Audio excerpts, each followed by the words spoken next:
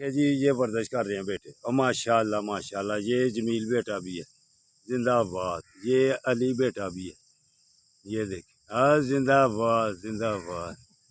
ये सारे हरकत में हैं बेटे।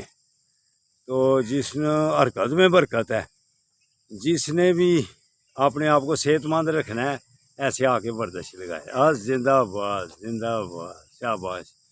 ये ले भाई अली, ये हम हमारी भी बनाओ, ऐसे ही रखनी। ये अब जिसम में लचक वाली वर्जिश।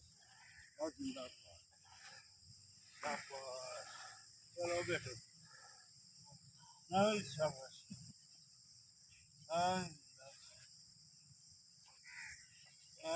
यहाँ से मेरे इलाके से चले एक लोग आई हो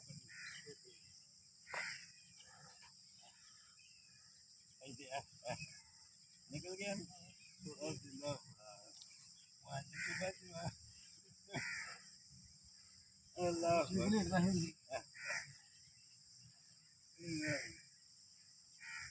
ये शोल्डर की और मोरों की बेहतरीन वर्जिश है। अल्लाह वैसे वीडियो वाले सीन नहीं है, नहीं उधर उधर सही है।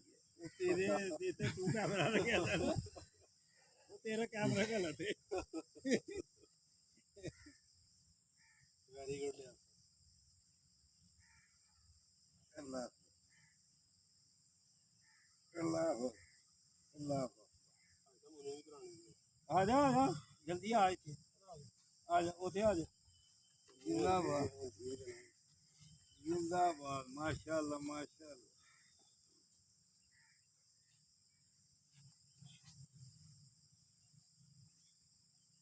अल्लाह